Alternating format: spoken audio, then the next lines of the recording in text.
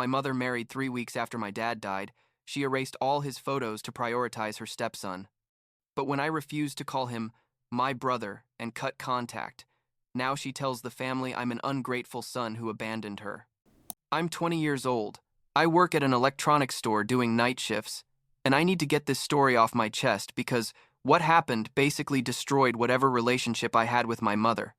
I guess I should start at the beginning, although honestly, I don't know exactly where all this starts. I think it was when my parents got divorced. I was like 7 years old. My sister Lily was 9, and I remember at the time I didn't fully understand it, but I knew things were going to change. You know, that feeling you have when you're a kid and you sense something bad is happening but adults tell you everything's going to be okay? My parents never really explained why they got divorced. They just said they didn't work together anymore, and honestly, that was all we knew for years. The thing is, after the divorce, my dad stayed in the town where we lived, got himself a small but cozy apartment, like one of those that has 2 bedrooms and a combined living dining room, and we'd go see him every weekend. My mom kept the family house, and for a while everything seemed relatively normal. I mean, as normal as it can be living between 2 houses and having 2 rooms and 2 different sets of rules. My dad was great. He always took us to do fun things on weekends. We'd go to the movies, eat pizza, sometimes we'd just stay at his apartment playing video games. And he'd cook spaghetti that was basically his only specialty, but we loved it. My mom, on the other hand, was stricter, more focused on homework and responsibilities. But she loved us, I know that, or at least I knew it back then. Things started getting weird when I was like 15. My mom started dating this guy, Steven, who was a single father with a baby. Logan, who was like a year and a half old at the time. Steven was quiet, kind of awkward, worked in accounting or something like that, and honestly I never had much to say about him because he basically didn't say anything interesting. But Logan, the baby, my mom became completely obsessed with that kid. I don't know how to explain it better, but suddenly it was like Logan was the only thing that mattered in her life. Every conversation was about Logan. Every plan included Logan. Every photo on her phone was of Logan. And look, I understand babies are cute and all that, but it got to a point where I felt like my mom had forgotten she had 2 other children. You know what I mean? My dad noticed the change too. Once when we were at his apartment, I think I was 16 at the time, he asked me how I felt about Steven and Logan, and I told him the truth. That I thought it was weird that mom was so into her boyfriend's son. My dad just nodded and said something like, "Your mom always wanted to have more kids. I guess this is her way of having that experience again." I don't know if that was true or if he was just trying to make me feel better, but I kept thinking about that for a long time after. Then the worst thing that could happen, happened. My dad died in car accident. I was 17, had just finished my junior year of high school, and I got the call from my mom on a Tuesday afternoon. She was crying, could barely speak, and just kept saying, "Your dad had an accident, Jake. Your dad had an accident." Lily and I went to the hospital, but it was already too late. He died on impact. A drunk driver ran a red light and hit him from the side. I'm not gonna lie, those days are kind of blurry in my memory. I remember the funeral. I remember a bunch of people I didn't know coming to give me their condolences. I remember my dad's parents completely devastated, and I remember feeling like someone had ripped out a piece of my life that I was never going to be able to get back. This is where everything gets truly horrible. My mom was already planning to marry Steven. They'd been engaged for like 3 months when my dad died, and the wedding was scheduled for a month after the accident. Lily and I, obviously, thought they were going to postpone the wedding. Like it was common sense, right? We'd just lost our father. We were grieving. The last thing we wanted was to go to a celebration. But no, my mom decided the wedding would go on as planned because, according to her, there was no reason to postpone her happiness, and they'd already paid for everything and couldn't get the money back. When she told me that, I literally was speechless. I just looked at her and thought, "Are you seriously doing this? Are you seriously going to get married 3 weeks after my dad died?" And she did it.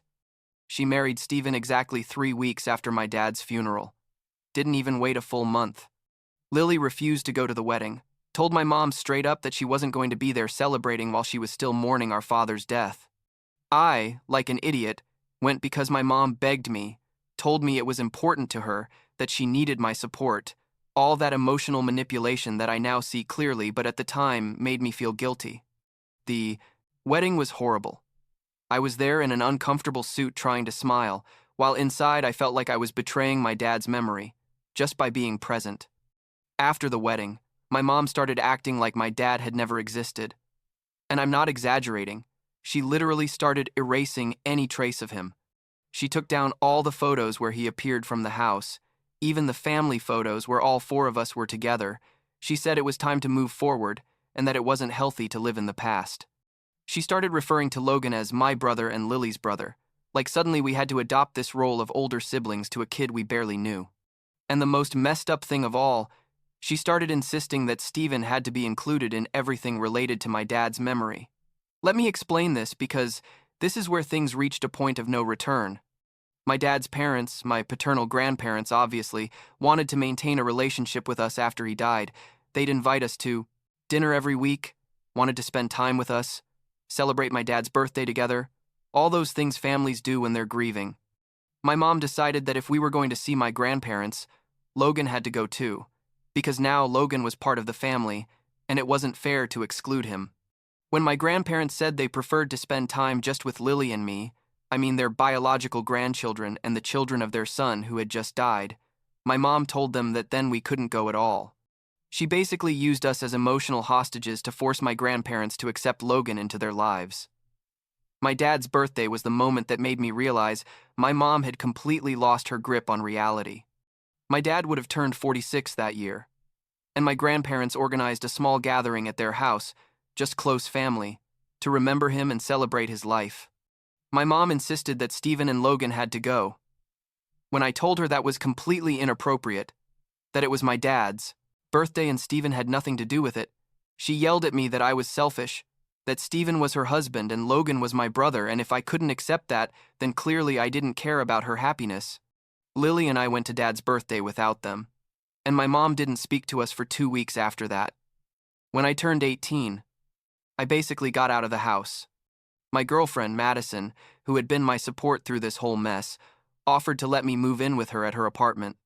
She was 20, worked at a coffee shop and was studying at community college, and her apartment was small, but it was our space, away from my mom and her new family.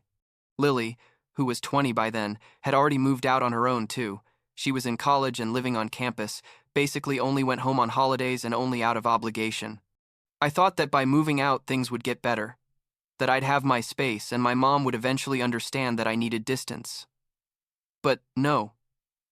She didn't see it that way at all. She basically started a campaign to make me feel guilty for leaving. She'd send me text messages constantly asking when I was going to come visit the family. And when I say family, she meant her. Stephen and Logan never mentioned spending time just with her and me. When I'd tell her I was busy with work, she'd respond with things like, "Logan misses you, asks about you all the time. You don't understand what you're doing to him when you ignore him like this." And then came the worst part. My mom showed up at my workplace one day. I was in the middle of my shift, helping a customer, and suddenly I see her walking into the store with that face she makes when she's about to make a scene. She waited until I finished with the customer and then pulled me aside, in front of my coworkers and everything, and started telling me I was a horrible brother. That Logan saw me as his older brother, and I was rejecting him. What kind of person turns their back on an innocent child? I told her. I needed to get back to work, and she just kept talking, saying she was raising Logan to see Lily and me as his siblings, and we were breaking the kid's heart with our attitude. My manager had to ask her to leave. After that, the messages and calls got worse. She'd send me long voicemails where she was half crying and half yelling, saying that she'd sacrificed so much for us, that she'd raised us practically alone after the divorce, and this was how we repaid her, abandoning her when she needed us most. She'd send me messages in the middle of the night saying things like, "Logan asked why his brother Jake doesn't love him. What am I supposed to tell him?" Or, "I hope when you have kids someday, they understand what it feels like to be turned away." She basically tried to manipulate me using Logan as a weapon, when the truth is, Logan was like 3 years old and probably didn't even know who I was, beyond that guy who showed up at his dad's house once in a while. The absolute breaking point came when my mom showed up at Madison's apartment. I don't know how she got the address. I guess she followed me one day or something. But there she was, knocking on the door on a Saturday morning. Madison opened the door and my mom basically ignored her, walked into the apartment without being invited, and started yelling at me. She told me I was a disgrace, that my dad would be disappointed in me, that I was being cruel and selfish, that she'd created a beautiful family with Stephen and Logan, and I was destroying it with my attitude. I told her to leave, that she had no right to come to my home and yell at me, and she just laughed with that bitter laugh she'd make when she was really angry and said, "This isn't your home. This is a parody of a life you're living with your girlfriend. Your real home is where your family is." I told her she stopped being my family when she decided Logan was more important than preserving my dad's memory. She looked at me like I'd hit her and said, "You don't. I deserve to be part of this family, Jake. I hope you're happy living alone with your decisions." That was the last time I spoke to her. After she left, I blocked her number, blocked her Facebook, blocked everything. Madison held me while I cried, like I hadn't cried like that since my dad's funeral. And she told me I'd done the right thing, that no one deserved to be treated like that, especially by their own mother. Lily called me that night. My mom had tried the same thing with her, showed up at her dorm at college and made a scene, and Lily had also decided to cut contact. We promised to stick together, support each other, because in the end we were all we had left of our original family. It's been like 2 years since then.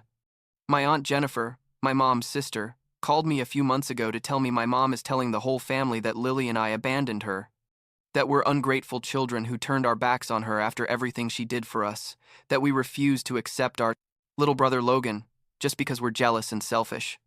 My aunt asked me if that was true, if we'd really cut contact for no reason, and I told her the whole story, everything I've written here and more. She was quiet for a moment and then said, "I didn't know things were that bad, Jake. Your mom never told us any of that." I told her I wasn't surprised, that my mom had always been good at rewriting history to her convenience. Lily and I met up for coffee last week. We talked about mom, about dad, about how our lives would have been different if none of this had happened. Lily is studying psychology and she told me something that's been spinning in my head. She said mom probably never processed the divorce appropriately, that she jumped into this new relationship and this new role as Logan's mother as a way to avoid her own unresolved issues, and we paid the price for that. I don't know if that's true or if it's just a fancy way of saying mom chose another family over us, but I guess it makes sense in some twisted way. Sometimes I wonder if I did the right thing. Sometimes, at night when I can't sleep, I think about Logan and wonder what he thinks about all this. If mom tells him he has older siblings who don't want to see him, if someday he's going to look for me and ask me why I abandoned him. But then I remember everything that happened. I remember how mom tried to erase my dad from existence, how she used us as tools to build her perfect new family. And I know I had no choice. I couldn't stay in that environment. I couldn't keep being manipulated and blamed for wanting to remember my dad, for wanting to have my own space to process my grief without being forced to accept an instant replacement. Madison asked me the other day if I'd ever consider talking to mom again. I told her I didn't know.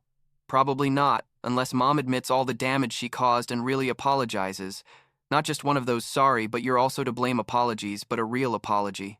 But honestly, I don't think that's going to happen. Mom is convinced she's the victim here, that Lily and I are the bad guys for not giving her the happy family she wanted. And maybe for her that's her truth. Maybe in her mind she really believes everything she did was out of love or whatever. But the truth for me is, I lost my dad, and then I lost my mom. And only one of those losses was truly inevitable. Lily told me something the last time we saw each other that made me feel a little better. She said, "Dad would be proud of us, Jake, for staying true to ourselves, for not letting mom erase his memory." And I think she's right. My dad always taught us to stand up for what we believed in, not to let anyone tell us how to feel or how to remember things. So, I guess in a way, by cutting contact with mom, I'm honoring that. I'm honoring his memory the way I know how, protecting it from someone who wanted to rewrite it or erase it completely. I don't know what's going to happen in the future. I don't know if someday mom will realize what she did, or if Logan is going to grow up wondering why his older siblings aren't in his life, or if eventually the extended family will understand our side of the story. What I do know is I'm in a better place now, living with Madison, working, building my own life away from all that drama. I still think about my dad every day. I still miss the simple things like eating pizza with him on Sundays or playing video games late at his apartment. But at least now I can remember him without someone telling me I need to get over it and move on, without someone trying to replace him with a new and improved version of family. Lily comes to visit us often, Madison and me. We cook together, watch movies, talk about dad, and share memories without anyone telling us we're living in the past. And that's enough for now, I guess. It's enough knowing I'm not alone in this, that Lily feels the same way I do. That together, we can keep Dad's memory alive, the way we decide, not the way Mom wants to dictate to us. It's enough to have Madison, who never met my dad but listens to all my stories about him and understands why this is so important to me. It's enough knowing I made the right decision, even though it hurt, even though it meant losing my mom in the process.